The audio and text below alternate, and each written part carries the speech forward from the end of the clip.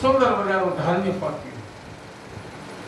આવી વ્યવસ્થા વૃષભદેવજી મહારાજ કરી શક્યા. ત્યારે ઇન્દ્રએ પોતાની દીકરી જયંતીના લગ્ન વૃષભદેવજી સાથે કર્યા. દીકરી દેતા પહેલા વરસાદ વરસાયો એટલે મૂર્તિમાં શક્તિ છે ખબર પડી ગઈ કે આ ગમે એવું વેચી નાખે તો પોટલું લઈને જાય. નટુ બાપાને ખબર જ નથી કે વેચી ન જાવે. હારે નેપકીન હોય. પરેશભાઈ ફેરીમાં જાય હારે પિનાકીન હોય. ત્યારે સુનિફેન ફેરે ને એની જતો એ ગોળી ગોળી કરે બહુ.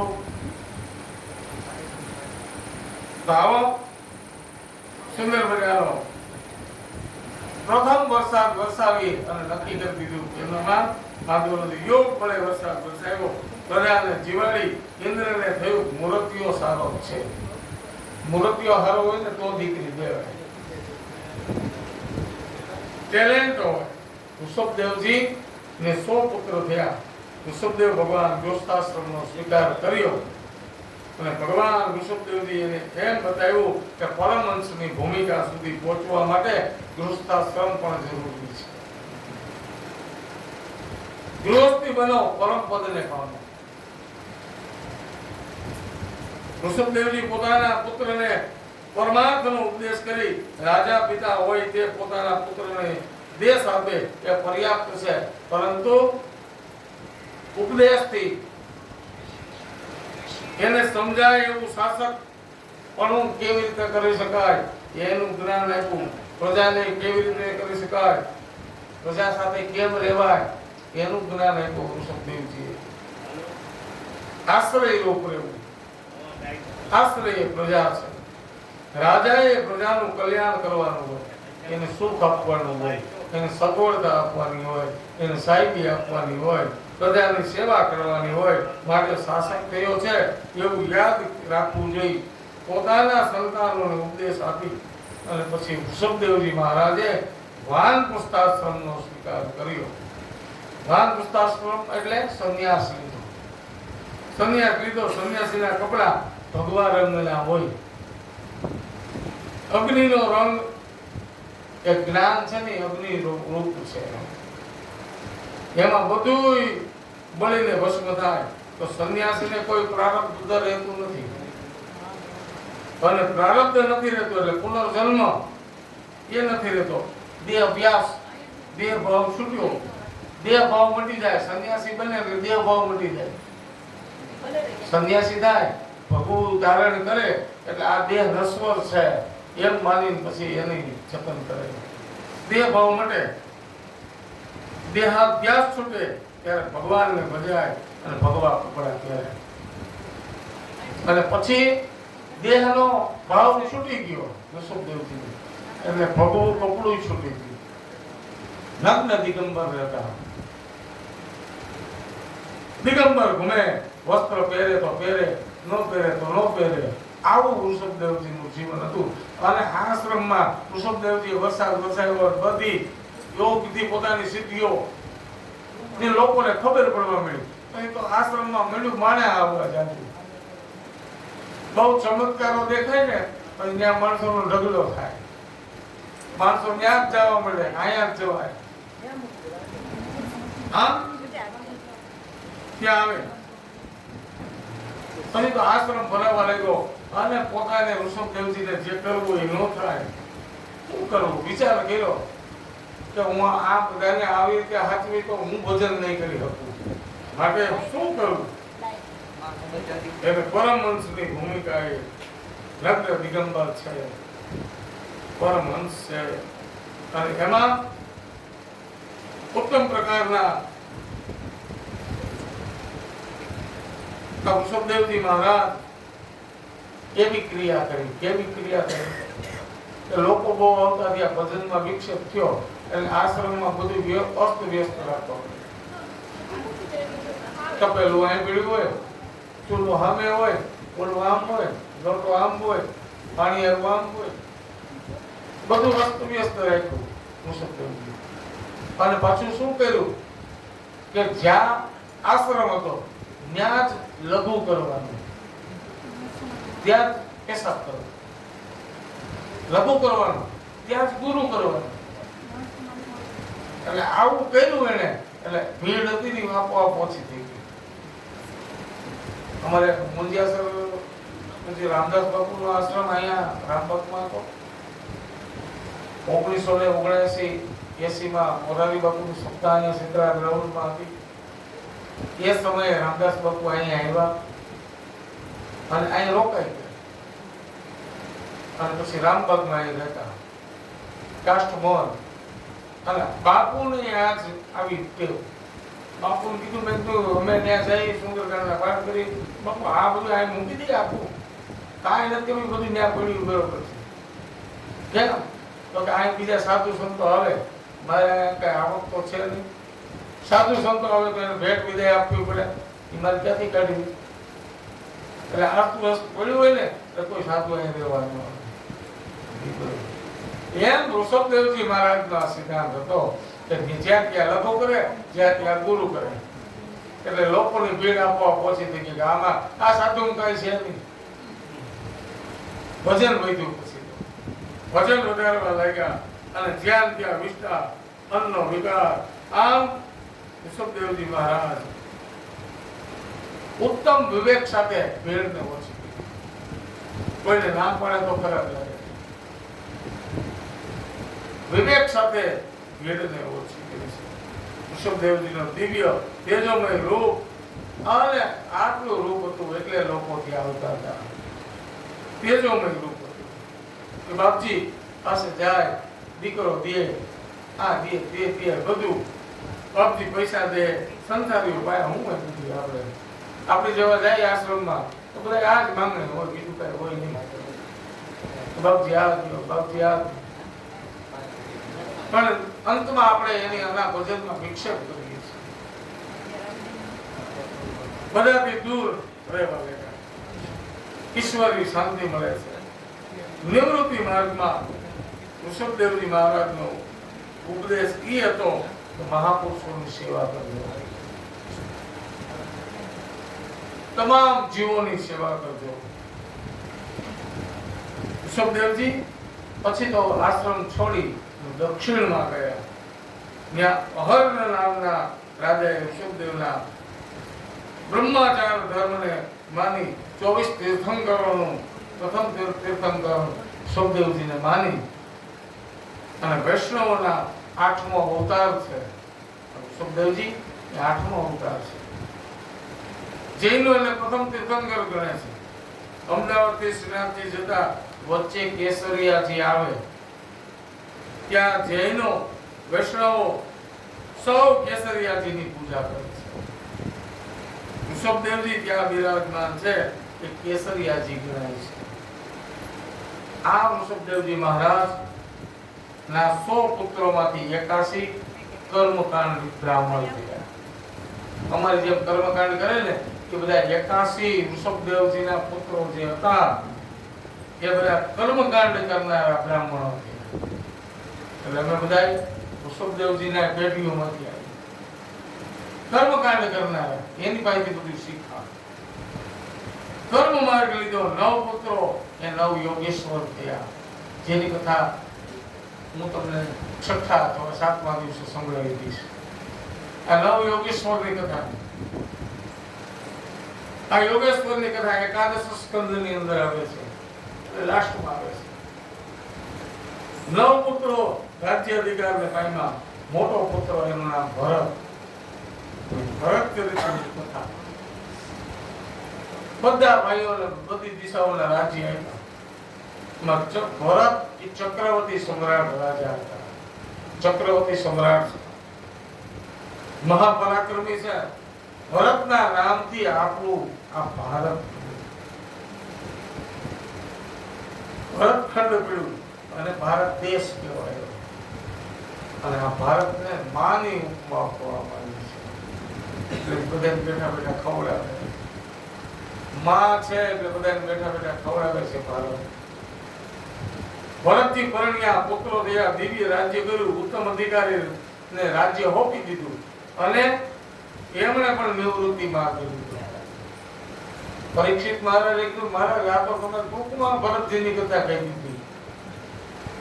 ભરતજીની કથા મને ટૂંકમાં કીધી, પણ આ ભરતજી વિશે મને એવું લાગે છે ભરતજી મહાન પરમહંસ ભાગવત પુરુષ હોય એવું લાગે છે. મહારાજ મને કયું નિવૃત્તિ માર્ગ શું કામ લીધો? તો કે બધું સોંપી અને ભરતજી ગંડકી નદીના કિનારે ગયા. કુલ્હાશ્રમ આશ્રમ છે, ત્યાં ભરતજી ભજન કરે છે. નદીના કિનારે, ગંડકી નદીના કિનારે શાલિગ્રામ મળે છે. ગંડકી નદીના કિનારે તમે જાઓ ત્યાં શાલિગ્રામજી બહુ છે અને વિષ્ણુ નું રૂપ છે. આ શાલિગ્રામ ભગવાનની પૂજા કરો તો એને શું ચડાવાય? ચંદન નો ચાંદલો કરે, પણ ચોખા ન લગાડે, એને તલ લગાડવા પડે. ચોખાની જગ્યાએ તલ લગાડવા પડે. શાલિગ્રામજીની પૂજા. અને નર્મદાજીમાં જાઓ ત્યાં જેટલા કંકર એટલા શંકર, જેટલા કાકા એટલા શંકર. વિષ્ણુ તીર્થ છે ગંડકી નદીના કિનારે. ભજન કરવા લાગે. સાધકે સાધના કરતી વખતે સાવધાન રહેવું જોઈએ. સાધના કરવા બેહીને ત્યારે સાવધાન રહેવું ખાસ. ઘણી વખત સદગુણ પણ બાધક બને છે. આપણો સદગુણ હોય ને એ સાધનામાં બાધક બને. કોકનું સારું કરવા જાય ને એ બાધક થાય. દુર્ગુણ બાધક બને એવું નથી, સદગુણ પણ બાધક બને છે. સંસ્કૃતમાં ગુણનો અર્થ થાય છે રસ્સી, એટલે બંધન. એક વખત ભરતજી ગંડકી નદીના કિનારે નદીની અંદર સ્નાન કરતા હતા. સ્નાનનો મહિમા બતાવ્યો. સ્નાનનો મહિમા, તમે તીર્થયાત્રા કરવા જાઓ અને તીર્થયાત્રા કરવા માટે નદીમાં ઉતરો ત્યારે સ્નાન કરતી વખતે સમગ્ર વસ્ત્ર સહિત ત્યાં સ્નાન કરવું જોઈએ. બધા વસ્ત્રો સાથે ત્યાં સ્નાન કરવું જોઈએ, પૂર્ણ વસ્ત્રોની સાથે. અને નાભી એટલે ડૂબતી આપણી હોય એટલા પાણીમાં જ નાહવાનું હોય, એનાથી ઊંડા પાણીમાં ન નાહવાનું. આપણી ડૂબતી ડૂબે, નાભી ડૂબે એટલું જ પાણીમાં સ્નાન કરવાનું હોય અને એમાંથી અર્ઘ્ય લઈને આપણે આપવાનું હોય. એટલા પાણીમાં, ઊંડા પાણીમાં આય સુધીના નાખતા હોય એમાંથી અર્ઘ્ય આપો એ ન હાલે. ગળા સુધીના પાણીમાં નાહો અને અર્ઘ્ય આપો તો ન ચાલે, પણ નાભી ડૂબે એટલે ત્યાં સુધીના પાણીમાં તમારે અર્ઘ્ય આપવો પડે. તો આ ગંડકી નદીમાં ભરતજી સ્નાન કરે છે. કેર સમૂહ પાણી છે, નાભી સુધીનું પાણી છે, એમાં ભરતજી ઉભા છે. સૂર્યનારાયણ ભગવાનને અર્ઘ્ય આપે છે. ઓમ નારાયણાય વિદ્મહે વાસુદેવાય ધીમહિ તન્નો વિષ્ણુઃ પ્રચોદયાત્. સૂર્યનારાયણ ભગવાન અર્ઘ્ય આપે કે જપા કુસુમ સંકાસમ કાશ્યપેય મહામૃતિમ તમોરીમ સર્વપાપજ્ઞમ પ્રણતોસ્મિ દિવાકરમ. હે ભગવાન સૂર્યનારાયણ, મારો અર્ઘ્ય સ્વીકાર કરજો. અને આવો અર્ઘ્ય કોનો સ્વીકાર કરે? ક્ષત્રિયોનો સ્વીકાર કરે. ભગવાન સૂર્યનારાયણ અર્ઘ્ય ગમે એમ આપે તો ક્ષત્રિયોનો અર્ઘ્ય ભગવાન સૂર્યનારાયણ સ્વીકાર કરે. આ સૂર્યનારાયણને તેજોમય સૂર્યનારાયણ છે. એને કોઈ કવિએ પૂછ્યું કે તમે તેજવંત કેમ નથી દેખાતા? આ તમે મને ઝાંખા કેમ દેખાવ છો? હે સૂર્યનારાયણ, તમારો પ્રકાશ કેટલો બધો છે અને આજ તમે મને ઝાંખા કેમ દેખાવ છો? તો ઝાંખા કેમ દેખાવ છો મહારાજ? ત્યારે સૂર્યનારાયણે જવાબ આપ્યો કે મારા સંતાન એટલે ક્ષત્રિયો છે. મારા સંતાનો ક્ષત્રિય છે અને ક્ષત્રિય મને અર્ઘ્ય આપતા બંધ થયા ને એટલે હું ઝાંખો દેખાઉં છું. દરેક ક્ષત્રિય ભગવાન સૂર્યનારાયણને અર્ઘ્ય આપવો જોઈએ. દરેક બ્રાહ્મણોએ સૂર્યનારાયણને અર્ઘ્ય આપવું જોઈએ. સવારમાં સૂર્યનારાયણને અર્ઘ્ય આપે.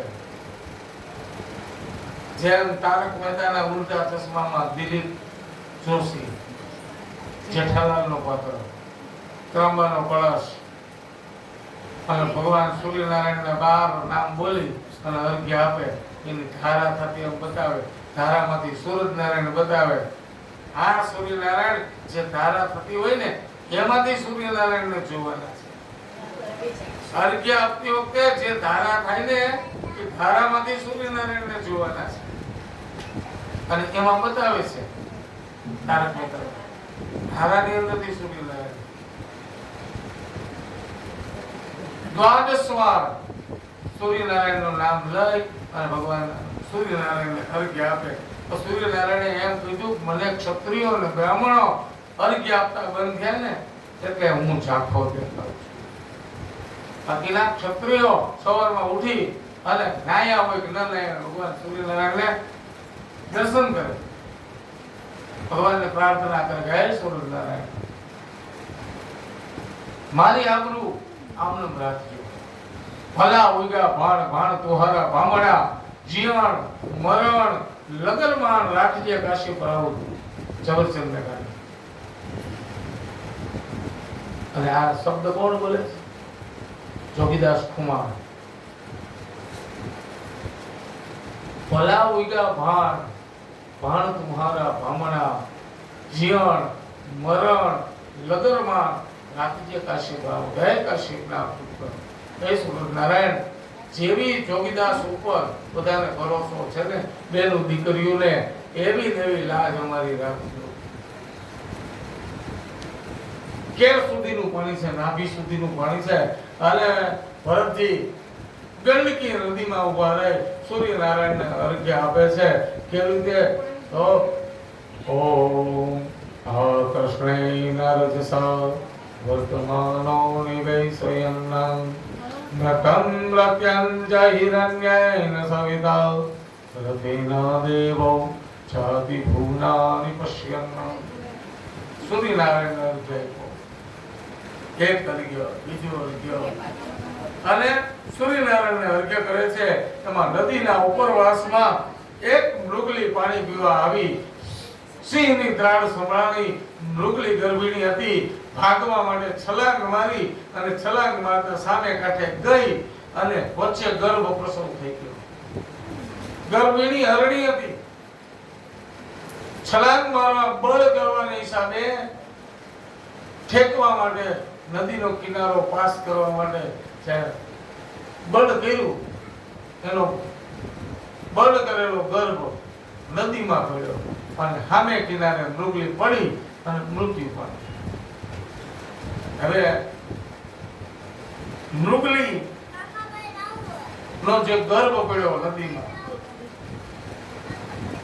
એ નદીમાં તણાવવા લાગ્યો અને ભરતજી મહારાજ આમ અર્ઘ્ય લે એમાં મૃગલીનું બચ્ચું હાથમાં આવ્યું. અર્ઘ્ય દેવા માટે તણાતું એમ મૃગલીનું બચ્ચું ભરતજીના હાથમાં આવ્યું અને ભરતજીનું ધ્યાન કર્યું. મારા હાથમાં શું આવ્યું? મૃગ બાળ છે. આ મારા હાથમાં ન આવ્યો તો એ સમુદ્ર ભેગું થઈ જાય. હમણાં જળચોરો એને મારી નાખત. ભરતજીને બચ્ચાને બહાર લઈ આવ્યા. ભરતજીને પોતાની છાતી ઉપર રાખ્યું, ગરમી આપી અને પછી ગરમાટો આપ્યો, હૂંફ આપી. બચ્ચાને જરાક મજા આવી. કેટલાક દિવસો ગયા, બચ્ચું ધીમે ધીમે મોટું થવા લાગ્યું. ફરવા લાગ્યું. ભરતજીની હારે છે, કૂણું ઘાસ ચરે અને બચ્ચું ધીમે ધીમે મોટું થવા લાગ્યું. હવે ભરતજીની દયા આ શક્તિનું રૂપ લેવા લાગ્યું. જે બચ્ચાને એને બચાવ્યું એ બચ્ચું ધીમે ધીમે મોટું થતું લાગ્યું. અને મોટું થાય છે એમાં ભરતજી પોતાના આશ્રમમાંથી આશ્રમમાંથી જાય અને ભરતજીની હારે બચ્ચું આવે. કૂણું ઘાસ રે. ભરતજી ગંડકી નદીમાં સ્નાન કરે. વળી ક્યાંક બચ્ચા ન જોવે, ભરતજી નદીમાંથી બહાર નીકળે, બચ્ચાને ગોતે, પાછું નવડાવે, જે બેહાડે એની હારે વાતો કરે. હવે આસક્તિ થઈ ગઈ ભરતજી, મમતા બંધાઈ ગઈ. ભરતજીને પાછા કિનારે ઉભું રાખે. જો હું નદીમાં સ્નાન કરું છું, તું એને ઉભું રહે છે, કૂણું ઘાસ ખાજે અને જો આગું જાતું નહીં એક બાપ પોતાના દીકરાને કે એમ મૃગ બાળને ભરતજી કહેવા લાગ્યા, જોજે હો આ ગુજાતું નહીં, અહીં કુણું ઘાસ છે, એ સરજે બચ્ચું પાણીમાં પડે, વળી પાછું આવે ભરતજી એને કાઢે, વળી હૂફ આપે. ભરતજીનું ધ્યાન, ભરતજી જપ કરવા બેહે અને જપ કરતા કરતા ભરતજીનું ધ્યાન જાય, બચ્ચું તો નદી પડી, વળી પાછું બહાર કાઢે, વળી ભરતજી ઊભા થાય, જપ તૂટે, જપ થાય નહીં, બેસાડે, વળી પાછા નદીમાં આવે, સ્નાન કરે, વારંવાર આવું થયું એટલે જપ તૂટવા લાગ્યા. રોજની 100 માળા કરતા હતા, એમ બદલે 50 થઈ ગઈ, થોડાક દિવસ 50 માળા કરતા થઈ ગયા. હરણ બાળની અંદર આસક્ત થઈ ગયા ભરતજી. સૂર્યનારાયણ ભગવાનને પ્રાર્થના કરે, હે ભગવાન, હે સૂરજનારાયણ, આજે આટલા જપ કર્યા છે ને એ તમે માની લેજો. આમ કરીને ભગવાનને અર્પણ કરી દે. પછી થોડાક દી ગયા એટલે 50 માળા જે થતી હતી 25 થઈ ગઈ. રોજ ક્રમશઃ માળાના જપ કરતા ગયા. દિવસે દિવસે ઘટતું જાય. બચ્ચું કેટલું પ્યારું છે, હું ન હોત તો આ બચ્ચાનું કોણ કરત. બસ હરણ બાળમાં ફસાય છે ભરતજી. એની માં કોણ જાણે ક્યાં હશે. આ નિરાશ્રય છે, બધાનો નાથ એ જગન્નાથ છે. હું ન હોત તો આ બચ્ચાનું હું થાત. આજે કોઈ અનાથ નથી, બધા સનાથ છે. આપણી ઉપર આપણો જગન્નાથ છે. અન્યાશ્રય ન બનીએ, ભગવાનનો આશ્રય રાખીએ, ભગવત આશ્રય રાખીએ. એક વખત ભરતજી બરાબર ધ્યાનસ્થ બેઠા હતા, એમાં પેલું બચ્ચું પર્ણકુટીની બહાર નીકળ્યું, જંગલના માર્ગે ગયું. ભરતજી ગોતી આવ્યા, લઈ આવ્યા અને વળી પાછું આશ્રમમાં રાખ્યું. અને ભરતજી મંત્ર જાપ કરે, ધ્યાન કરે. એમાં હરણનું એક ટોળું આવ્યું. પેલા બચ્ચાને એમ થયું કે આ મારો પરિવાર છે, આ તો બધા મારી જેવા છે. મારે 4 પગ, એને 4 પગ, એને 2 કાન, આને કાન, તો મારે જેવું છે. તો આ પરિવાર મારો છે, આ મને રાખે છે ને, એ મારો પરિવાર હોવો નથી, એ મારો પરિવાર નથી. આમ મૃગલાનું ટોળું જોયું એને એમ થયું કે આ તો મારા જેવા બધા દેખાય છે. અને પેલો તો ઋષિ છે, માથે જટા છે, ભગવાનનું ભજન કરે છે. ટોળાની નજીક ગયું, ટોળાને એમ થયું કે આપણામાંથી કોક છૂટું પડી ગયું છે એવું લાગે છે. એમ કરીને ટોળામાં એ ભળી ગયા બધા. તો મૃગ બાળ એ ટોળાની હારે વયું ગયું અને ભરતજી એની પાછળ ગીરવળ ગયા. પછી ક્યાં ગયું છે, શું ખાતું છે, એને પાણી પીધું છે કે કેમ, આવું મનમાં ચિંતન આવ્યું. ભજન છૂટ્યું, ભજન છૂટી ગયું. આ બાજુ ભરતજી ધ્યાનમાંથી પછી તો ધ્યાન નથી રાખતું. શોધવા માટે જંગલના માર્ગે ગયા ભરતજી. હાજ પડી ગઈ, હરણ બાળ મળ્યું નહીં. ભરતજીને ચિંતા થઈ. પર્ણકુટીમાં આવ્યા અને ભગવાનને કહ્યું, જ્યાં સુધી એ બચ્ચાને રક્ષણની જરૂર હતી ને ત્યાં સુધી અહીંયા રહ્યું, ત્યાં સુધી મેં એને મારી પાસે રાખ્યું. અને હવે તો ભગવાન ઈ મોટું થઈ ગયું હતું, આખરે ઈ તો એનું કરી દેશે. આમ કઈ મનને મનાવી લીધું. પણ ભગવાન છે ને, જેને આપણા મોઢામાં દાંત નહોતા ને તેથી માના શરીરમાં દૂધ આપ્યું. નાનું બાળક હોય ત્યારે માના શરીરમાં ભગવાન દૂધ આપે. પછી દાંત આવી જાય એટલે આપણે અન્નપ્રાશન કરાવે. અન્નપ્રાશનથી આપણું પોષણ થાય. અને પાછા દાંત વયા જાય એટલે પાછું ધીમે ધીમે બહુ જે દે ખાઈ લે. પર્ણકુટીમાં રહે છે ભગવાન. જ્યાં સુધી એ બચ્ચાને મારી જરૂર હતી, આપણી કોઈને જરૂર નથી. એને મેં મારી પાસે રાખ્યું. હવે મોટું થઈ ગયું, રક્ષણ પોતાની મેળે કરી રહે છે. એમ હવે રક્ષણની જરૂર નથી. કામ આપણે ચિંતા કરીએ. બધા બી પોઝિટિવ રહ્યો.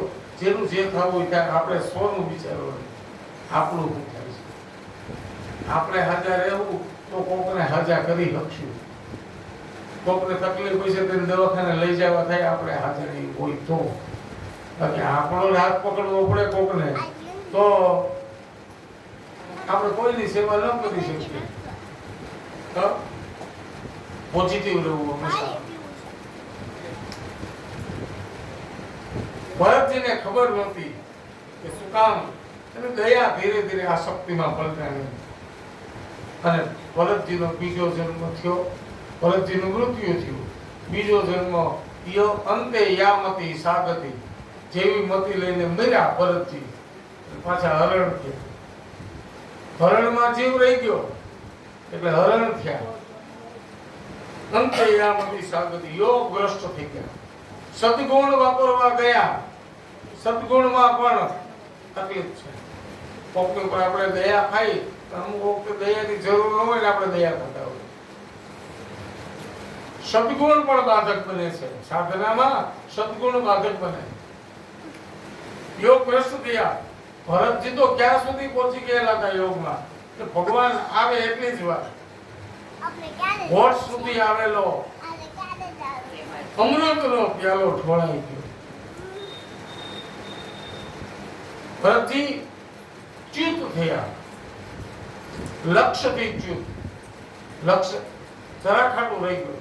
ગોળોલું હોય, તીર મારવાનું હોય અથવા તો બંદૂકની ગોળી મારવાની હોય, એનું નિશાન લીધું હોય, પણ એના જે સ્થાન હોય એનાથી સહેજ બાજુમાં ગોળી જાય એટલે નિશાનથી બરોબર નજીક છીએ, પણ લક્ષ્યથી ચ્યુત ભરતજી થયા. બીજો જન્મ એને હરણ. હવે એમણે નક્કી કર્યું કે પણ કરેલું કોઈથી કોઈનું નિષ્ફળ ન જાય. આપણે આ જન્મમાં કર્યું હોય ને એ નિષ્ફળ નથી જતું, તો આવતા જન્મે પણ મળે છે, આવતા જન્મે મળે છે. સુચિરામ શ્રીમદામ કે યોગ દ્રષ્ટો વિજાયતે. સુચિ શ્રીમંત ને પછી તો નક્કી કર્યું કે હવે આ હરણનો જન્મ છે ને એમાં મારે કોઈ પણ જાતનું કાર્ય નથી કરવું. બસ યાદ રહી ગયું, હું ભક્તિ કરતો હતો. ગયા જન્મમાં હું ભક્તિ કરતો હતો, મંત્ર જાપ કરતો હતો, ગંડકી નદીમાં રહેતો હતો. આ બધું હરણને યાદ છે એટલે નક્કી કર્યું કે હવે આમાં કોઈ બીજા કર્મ નથી કરવા. મૃત્યુ થયું, બીજો જન્મ થયો, ત્રીજો. ભરત, હરણ અને હવે ત્રીજો જન્મ થાય કે સૂચિ શ્રીમંત ને ત્યાં જન્મ. હરણનું ચિંતન કરતા કરતા ભરતજી મર્યા તો કાલાંજર પર્વત ઉપર હરણ થયા. જ્ઞાન પૂર્વ જન્મનું રહ્યું, પૂર્વની સ્મૃતિ રહી અને ભરતજીનો નવો જન્મ થયો અંગીરા કુળના બ્રાહ્મણને ત્યાં. એ બ્રાહ્મણને ત્યાં જન્મ થયો, બ્રહ્મત્વ પ્રાપ્ત થયું અને દ્વિજત્વ પ્રાપ્ત થયું. એ બ્રાહ્મણને બે પત્ની હતા. એક પત્નીથી જોડલું થયું, એક દીકરો અને દીકરી. દીકરાના રૂપમાં ભરતજી અને અહીં પણ પૂર્વ જન્મનું એમને જ્ઞાન હતું એટલે પૂર્વ જન્મનો હરણનો પ્રસંગ યાદ કર્યો એને. ગંડકી નદીમાં ઉભો હતો, ભગવાન સૂર્યનારાયણને અર્ઘ્ય આપતો હતો. હરણ બાળ હાથમાં આવ્યું, એમાં આસક્ત થયો અને હરણ પછી જતું રહ્યું. છેલ્લે હરણનું ચિંતન કરતા કરતા મારું મૃત્યુ થયું. કાલાંજર પર્વત ઉપર મારો જન્મ થયો હરણ તરીકેનો, પણ હવે કાંઈ કરવું નથી. આ જન્મમાં પણ મારે કોઈ એવું નથી કરવું. પૂર્વ જન્મનું જ્ઞાન એમને છે. આપણને બધાને પૂર્વ જન્મનું જ્ઞાન છે. આ બધું કરી ચૂક્યા છે. પૂર્વ જન્મમાં આપણે બધા મળી ચૂક્યા છે. એટલે ન ઓળખતા હોય તો ઓળખતા થઈ જઈશ. બે બેનો જતા હોય બસમાં, એક અડધી મિનિટમાં તો ઓળખાણ કરી લે. ક્યાં ના તો બગસરા, અરે બગસરામાં તારી બેન, આમ કરીને ઓળખાણ કરી. અને એ ઓળખાણ ક્યાંથી થઈ? લ્યો, પૂર્વ જન્મનું જ્ઞાન હતું ને એટલે ઓળખાણ. પૂર્વ જન્મના જ્ઞાનને કારણે બધું થાય છે. પૂર્વ જન્મનો હરણનો પ્રસંગ ભરતજીને યાદ હતો. શું બન્યું?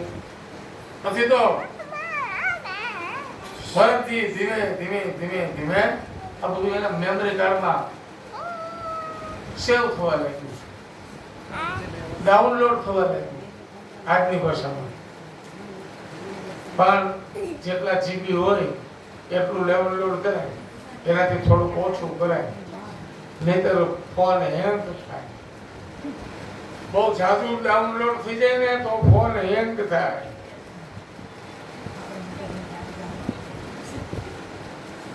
જાજુ ડાઉનલોડ ન કરવું પડે. આ ભાનુબેનને જાજુ ડાઉનલોડ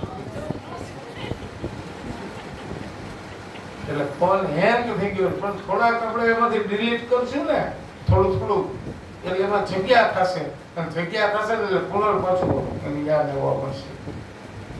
પણ એમાંથી ડિલીટ કરવું પડે. પણ આપણે ક્યાંથી ડિલીટ કરીએ? ઉપરથી WhatsApp માંથી ડિલીટ કરી નાખીએ.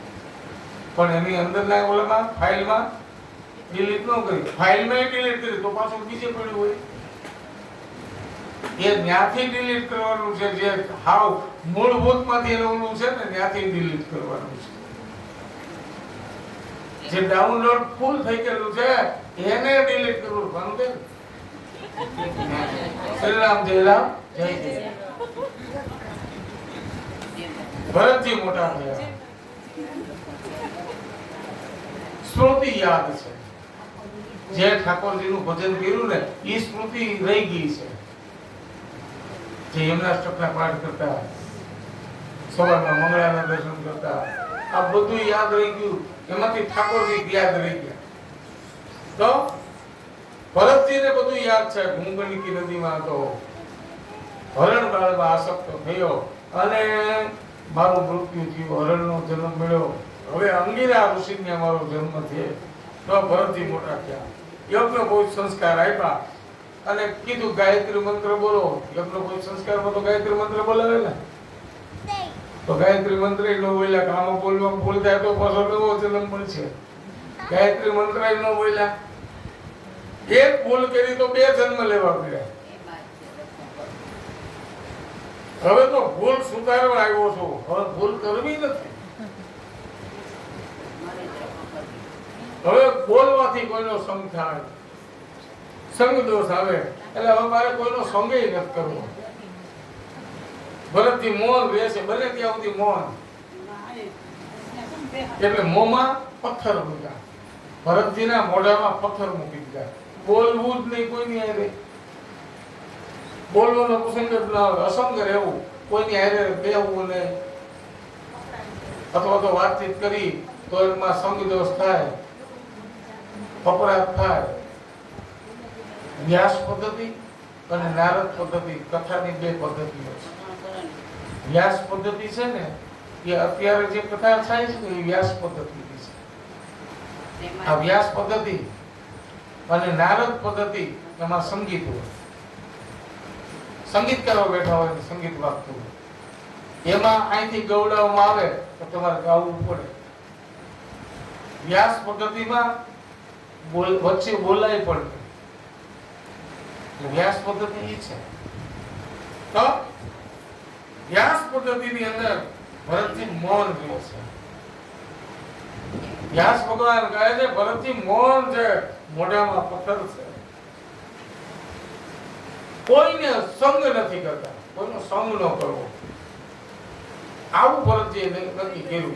ભરતજીને ભણવા બેસાડ્યા ધોળી નિહાળમાં, આ પંખી ઘરમાં. ત્યાંથી શરૂઆત થઈ છે અમારી, એટલે અમારે ત્યાંથી જ કહેવાય ને. ધોળી નિહાળમાં ભરતને બેહાડ્યો પંખી ઘરમાં. ત્યાં ચંદુભાઈ પુરોહિત એના શિક્ષક હોય, દર્શકભાઈ ફોની હોય, હેમલતાબેન દુધરેજિયા હોય, નિમબેન હોય, આ બધા સ્કૂલ ટીચરો હોય. અને એમાં ભણવા ભરતજીને બેસાડ્યા. પણ ભણવામાં ધ્યાન ન દીધું. ભણવા કરતા ગણતર છે ને એ સારું છે.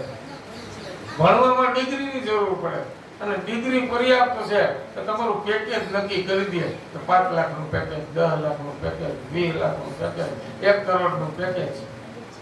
એ ડિગ્રી નક્કી કરી દે. પણ ગણેલો માણસ છે ને એ ડિગ્રી ધારીને પોતાને ન્યાય રાખે. બુદ્ધિશાળી માણસો છે ને એ આવા ડિગ્રી વાળા હોય ને એને પોતાની ન્યા રાખે. દાખલા તરીકે અંબાણી, અદાણી, હવે એ બધા ક્યાં એટલું બધું ન્યા? પણ એને પોતાના પાસે કેવા માણસો રાખ્યા? ડિગ્રીધારી, કે જેને 1 કરોડ રૂપિયા વર્ષે દેવો પડે ને પગાર તો મંજૂર છે, એવા બુદ્ધિશાળીઓને ખરીદી લીધા. સ્કૂલમાં હોય ને ત્યાંથી જ ખરીદી લે, ત્યાંથી જ એનું નક્કી થઈ જાય કે તમે અમારી કંપનીમાં, તમે અમારી કંપનીમાં. પણ એ પેકેજમાં નક્કી થઈ જાય કે આની સીમિત આવક તો કરો, પણ એના હિસાબે ઓલાની આવક કેવડી? અબજોમાં. એક બુદ્ધિશાળી ખરીદી લે એટલે અબજોની આવક એને થાય.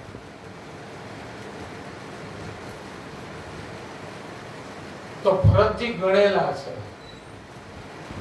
આવા ઉદ્યોગપતિ જેવા છે, ગણેલા, એને બધી ખબર છે. ભણવામાં ધ્યાન ન આપ્યું, પિતા ચિંતા કરતા મૃત્યુ પામ્યો. હવે આ ભણ્યો નહીં, એમાં ને એમાં એની એટેક આવી ગયો, માથું એટલું પડી ગયું, જીવ વયો ગયો. થોડો સમય પછી માં પણ મૃત્યુ પામી. ભરતજીની ચિંતામાં માં મૃત્યુ પામી. ભરતની બેન એ સાવકા ભાઈઓ સાથે રહેવા લાગ્યા. ભાઈ ને બેન સાવકા ભાઈઓ હારે રહે છે. ભરતનું ભણવામાં ધ્યાન ન ગયું. ભાઈઓએ એમને ખેતરમાં રાખ્યા. તો આ ભણે નહીં તો કાંઈ નહીં, એને ખેતરમાં ચોકીદાર પણ કરી પંખીઓને ઉડાડશે અને ધન ધાન્ય ખાતા પંખીઓને ઉડાડશે પાણા મારી. તો ભરતજીને ખેતરમાં મજા આપી. ઈ કાંઈ ખેતરમાં બહુ ધ્યાન ન દે, વાડીમાં બેહે, ભગવાનનું ભજન કરે, કોઈ જાતના કર્મ કરતા નથી. તો ભાઈઓએ કીધું તો બોલો પંખી આવે ને તો પાણાનો ઘા કરજે એટલે ઉડી જાય. પણ એ કર્મ કરવું ને, એટલે ભરતજી તો કાંઈ ન કર્યું. ભરતજી જોવે પંખીઓ ખાતા હોય રાજી થઈ જાય કે ભગવાને બોલાવ્યું છે, ભગવાનના આ પંખીઓ ખાય છે. રામ કી ચિડિયા રામ કા ખેત, ખાલો ચિડિયા ભર પેટ. ખાઈ લીધું બસ. આવો સજ્જન માણસ. ભાઈઓ કહ્યું તારે ભણવું નથી, ખેતરનું ધ્યાન નથી રાખવું, અમારા રોટલા હું કામ તું ખાશો? ઘરમાંથી ગાડી મૂક્યા, ભરતજી નીકળી ગયા. ચાલો જે થાય એ હારા માટે, જે થાય એ હારા માટે. મારે તો એક બંધન હતું કે ભાઈ રહેવાનું, એ બંધન એ ગયું. મારે તો અસંગ રહેવું છે, મારે હવે કોઈના સંગમાં નથી રહેવું. તો જળ ભરત, બધા લોકો એને જળ ભરત કહેવા લાગ્યા. ભરતમાંથી જળ ભરત થઈ ગયો. જ્યાં ત્યાંથી દેશકૃત થાય, મેલી ગેલી પોતળી કરે, ધોયેલા સ્વચ્છ વસ્ત્ર ન પહેરે. આવો ભરત. ગાડી વધી ગયેલી, સનોઈ તો એટલી મેલી થઈ ગયેલી જાણે દોયડું ટીંગાય ખંભા ઉપર. નાય તો નાય, ઘણા દિવસો સુધી નો નાય. બધા તિરસ્કૃત કરે. ભરતજી એક વખત ચાલતા વનમાં જતા હતા. એમાં ભીલોનો એક રાજા, જેને દીકરો નહોતો, એ દેવીને બલિદાન દેવા માટે જતો હતો. અને એમાં એક પુરુષને જેનું બલિદાન દેવાનું હતું, એ પુરુષને પકડીને લઈ જતા હતા. એ પુરુષ મોકો મળ્યો એટલે છટકી ગયો. સૈનિકો ભાગી ગયો. સૈનિકોએ આજ્ઞા માંગી, મહારાજ પકડી આવીએ. હા જાઓ, કોઈ બીજાને લઈ આવો, જાઓ. હવે ઈ નહીં બીજો, એમાં જાઓ. સૈનિકો પકડવા ગયા. ભાગી ગયો તો ઈ તો ન મળ્યો, પણ ભરતજી સામેથી ઝૂલતા આવતા હતા અને ઈ મળી ગયા. એને પકડીને લઈ ગયા. પકડી લીધા. દેવી બહુ સારું શરીર છે ભરતજીનું, હૃષ્ટપુષ્ટ શરીર છે, મેલું ઘેલું શરીર છે, અને એના ખભા ઉપર જનોઈ છે. અને આનું બલિદાન દેશે ને તો દેવી રાજી થશે. ત્યારે આનું બલિદાન દેવાતું, બલિદાન દેવાતું. આ અંધશ્રદ્ધા છે. અંધશ્રદ્ધામાંથી બહાર આવવું હંમેશા. બહુ અંધશ્રદ્ધામાં ન રહેવું. બહુ લીંબુ મરચા નો ટાંગવા. ભરતભાઈ, એક લીંબુ અને 5 મરચા દોરામાં બાંધીને આમ ટીંગાડી દેવાના. ઈ નો ટીંગાડવા. આ 5 મરચા હોય ને એને તળીને ખાઈ જવાના. અને લીંબુને નીસવીને એનું પાણી કરીને એનું શરબત કરીને પી જવાનું. એ ભાગ્ય કઈ ન હોય, એ અંધશ્રદ્ધા છે એ બધી. તો અંધશ્રદ્ધા એ શ્રદ્ધા કરતા પણ ખરાબ છે. સૈનિકો ભરતજીને પકડી લે. ભરતની નાનો હતી, સૈનિકોની સાથે ભરતને નવડાવ્યા, ધોવડાવ્યા, સારું ખાવાનું આપ્યું, ગળામાં ફૂલની માળા પહેરાવી, લલાટમાં કંકુનો ચાંદલો કર્યો અને જગદંબાની મૂર્તિની સામે ભરતને ઉભા રાખવામાં આવ્યા છે. ભરત ભગવાન માતાજીને નમસ્કાર કરે છે. મહાકાલીની મૂર્તિ છે, ખડગ જેને હાથમાં ધરેલું છે એ મહાકાલીની મૂર્તિ છે. પણ મહાકાલી કેવા છે?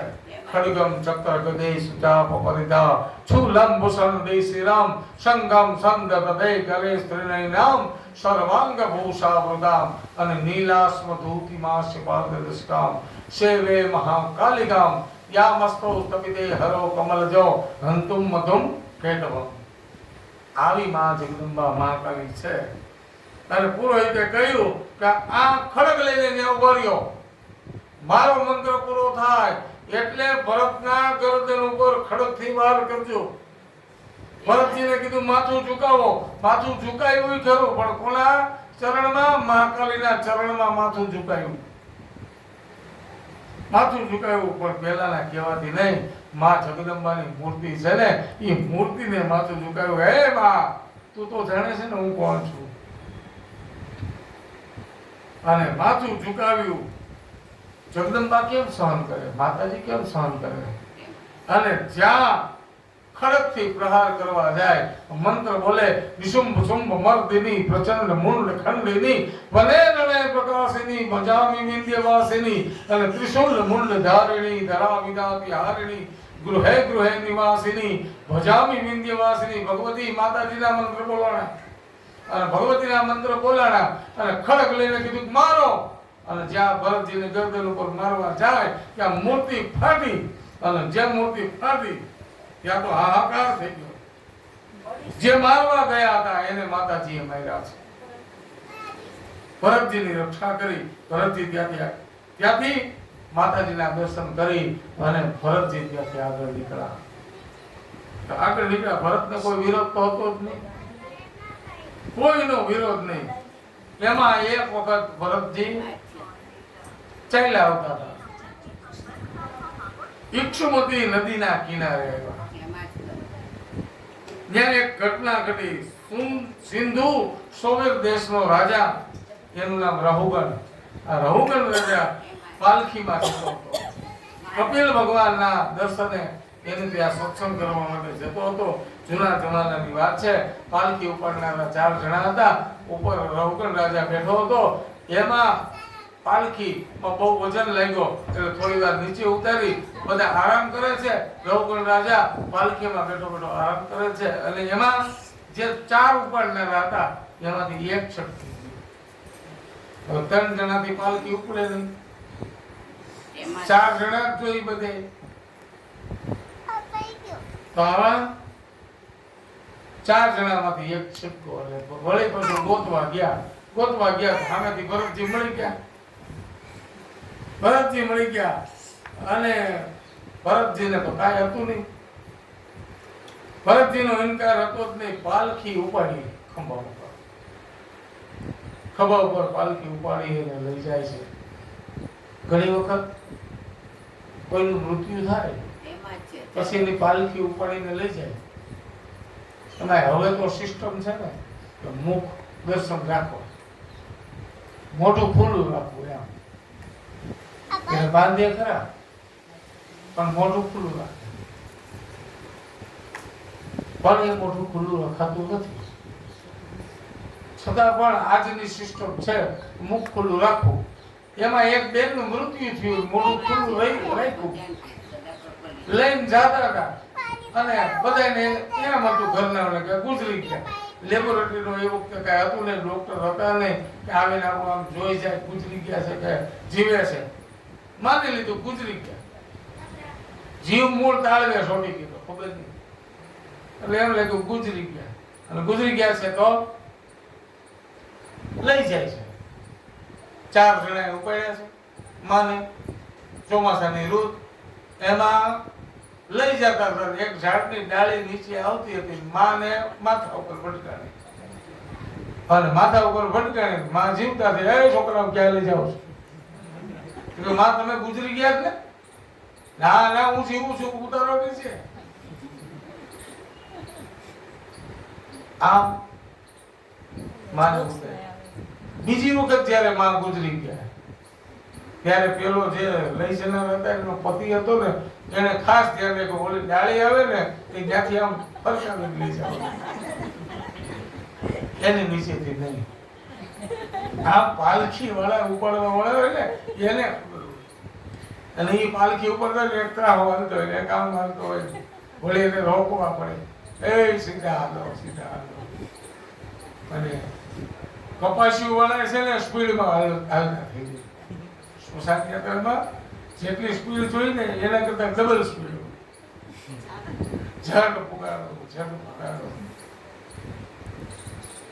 પાલખીનો દંડો ભરતજી ઉપાડ્યો છે સાવધાન થઈને ચાલે છે નીચે કીડા મકોડા કચરા જતા ને એનું ભરતજી ધ્યાન રાખે અને જ્યાં પગ મૂકવા જાય કીડીને જોઈ જાય મકોડાને જોઈ જાય આમ મૂકોલો પગ હોય આયા મૂકે આયા કીડી મકોડાય મારા પગની નીચે કચડાવા ન જોઈએ અને જ્યાં ઠેકડો મારે અને દંડો હાથમાં હોય ઠેકડો મારે રામ થાય રઘુગણ રાજાનું માથું ભડકાય ઉપલી પાલખીના છેડામાં રઘુગણ રાજા કે એલા હાલો હરખા હાલો મારું માથું ભડકાય છે તો કે પેલા કારણ કે અમે તો હરખા હાલી પણ નવો આવ્યો ને એને હાલતા નથી આવડતું આ જળ જેવો છે એને અમે કહીશ કે સીધો હાલ તો સીધો હાલતો નથી એક વાર થયું બે વાર થયું રઘુગણ રાજાનું ત્રીજી વખત માથું ભટકાણું અને રઘુગણ રાજા ક્રોધિત થયો અને ક્રોધિત થઈને કીધું મારે તને દંડ કરવો પડશે આવું સારું શરીર છે અને સરખી રીતે ચાલી શકતો નથી મારે તને દંડ આપવો પડશે મારે તને કોરડા મારવા પડશે આમ રઘુગણ રાજા ખીજાય છે સાવ જીવતા મુર્દા જેવો છો પ્રાણી માત્રની ઉપર આવા ન કહેવાના વચનો ભરતજીને કીધા હું તારા જેવાને ઉદકોને દંડ દેનારો છું તું રાજાની આજ્ઞાનું ઉલ્લંઘન કરે છે તને ઠીક કરું છું રાજા પોતાની સત્તાના નશામાં ક્રોધમાં આંધળો થયો ભરતજીને મારવાને માટે તૈયાર થયો 2-3 વખત માથું ભટકાણું ને એટલે ક્રોધ આવ્યો અને આ ક્રોધમાં રાજા રઘુગણ બોલે છે આવો તમારે તને દંડ આપવો પડશે ભરતજી હસતા જોઈ રાજાને આશ્ચર્ય થયું કે આ દાંત હું કેમ કાઢે હું આને મારવાની વાતો કરું ના દાંત કાઢે ભરતજી હસે છે તને શરમ નથી આવતી આટલું હું તને કહું છું પાલખી નીચે ઉતારો બધા લઈને પાલખી નીચે ઉતારો રાજા રઘુગણ ઉતરો ન કહેવાના વચનો બોલ્યા ક્રોધમાં આટલું હું તને કહું છું છતાંય કાંઈ તને ખાતું નથી ઉલટાનો દાંત કાઢે રાજા તું કોને મારવાની વાત કરે હું તને માર બાપ દીકરાને જેમ ખંડોલે ચડાવે એમ મેં તને મારા ખંડોલે ચડાવ્યો છે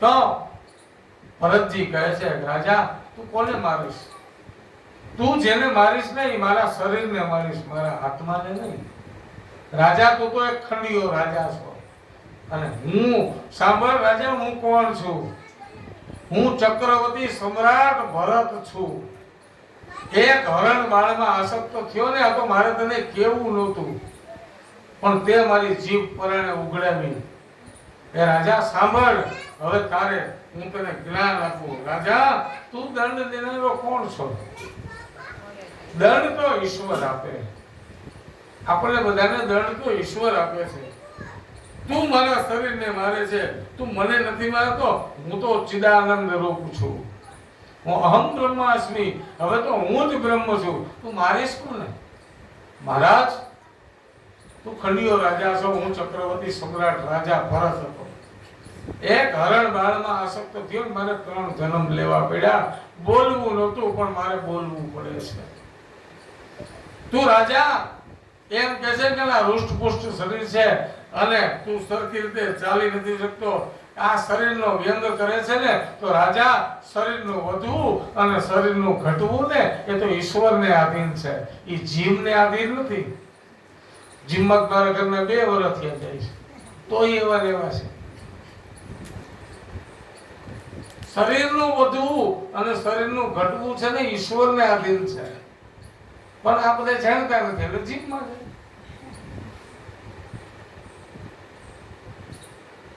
ભગવાન શરીરની અંદર આપણે એક વસ્તુ આપણે મૂકે, કાંઈક એવી કસોટી કરે અને આપણા પરિવારમાં એક વસ્તુ એવી મૂકી દઈએ એટલે આપણું શરીર ધીમે ધીમે ધીમે ધીમે ગળવા લાગે, ઓછું થઈ જાય. એની જાણે ઓછું થઈ જાય, એને ઓછું કરવાથી ન થાય. એ તો 5 દી 15 દી તમે ન જાવ પાછું હતું એમને એમ. કસરતનો નિયમ છે એટલે સતત તમારે ચાલુ રાખવું પડે. હવે 5 દી તમે જાઓ 15 દી ન જાઓ તો વળી એનું ઈ છે. તમે હાલમાં રોજ જાઓ 5 કિલોમીટર પણ ઈ રોજ ચાલવું જોઈએ. અને જે લોકો અહીંથી માણેકવાડા સુધી ચાલવા જતા ને ઈ આજે સ્કૂટરમાં જાય છે. એટલે હું એવું માનું છું કે ચાલવાથી પણ ફાયદો નથી. જે લોકો માણેકવાડા સુધી હાલીને વયા જતા અહીંથી 12 કિલોમીટર, આજે એ લોકો હરખા હાલી નથી શકતા, સ્કૂટરમાં જવું પડે. જ્યાં જાય ને ત્યાં જે 12 કિલોમીટર ચાલતા હોય એનો અર્થ કે ચાલો. આયુર્વેદે એમ કીધું છે કે જેમાં પછી 7 કદમ 100 પગલા ચાલવા જોઈએ. એ નથી હાલતા ને એટલે મેદ વધે છે. ઘરમાં કામવાળી કામ કરે ને એટલે મેદ વધે. આપણા કામ આપણે ન કરીએ એટલે મેદ વધે. કપડા ધોવામાં તો વોશિંગ મશીન, કચરા પોતામાં તો કે કામવાળા પગારદાર માણસો, રસોઈ કરવા વાળા માણસો, એ કેટલી સુવિધા આપણને. તો રસોઈ કરવા વાળા આવી જાય, એ 11 વાગે આવે ને 12 વાગે કરીને ભૈયા હોત જાય અને કેટલા તો 12,000 રૂપિયા દેવાના. ખાલી રસોઈ 2 ટાઈમ આવીને કરી જાય. કચરા પોતા વાળા વળી ઈ આવે, વાસણ વાળા આવે. હવે એમાં મશીન વાસણનું, વાસણ ધોવાનું મશીન. કેટલી આપણને સુવિધા છે. પછી આપણા શરીરનું વધે તો થાય હું. અમે નાના હતા ત્યારે નદીમાંથી બહેનો પાણી ભરતા, વિરડામાંથી પાણી ભરે, કૂવામાંથી પાણી ભરે. પણ એ પાણીમાં માથે ગોળી હોય, એની ઉપર હાંડો હોય, આંખમાં હાંડો હોય, એની ઉપર ગાગર હોય અને બીજા હાથમાં એક પાણીનું સાધન હોય. આમ ઈ બાયું પાણી ભરીને જાતી હતી, જોઈ છે મારા બચપનમાં. હવે એટલું તો એ ઉપડે અને પાછું લગ્ન એને માથા ઉપર કોઈ પણ જાતનું ઝાલ્યા વગરનું બેલેન્સ વાળું. હવે આજની બાયુને એક ગાગર નો બેલેન્સ રાખી હતી, રીની ઈંડોણી ઉપર. હવે ઈંડોણી ઉપર નહીં, ઘડી રાખવાની હોય ને તો એને હાથ રાખવો પડે. આપણે બોલે ઘડી બને ને મંડપ રોપણ કીધા પછી, અને ઘડી માથે રાખવાની હોય ને તો એમ ડોક થાકી જાય. ઈ નથી રહેતું, એક માટલી એવડી નાની એવી, તો ઓલા ગોળી એની ઉપર હાંડો આમ માથા ઉપર બેલેન્સ, અને પછી વાપુ કરતી કરતી આવતી હોય તો એનું બેલેન્સ જાય ને. એની સુરતા કેટલી હોય, ઉપરની સુરતા, વાપુની સુરતા. વાતમાં સુરતા હોય છે ને તો વાત હાલે ના કરે. એટલું કરે પણ હવે કાંઈ કરવું નથી. પછી જીમ, ભીમને જીમમાં જવું પડે.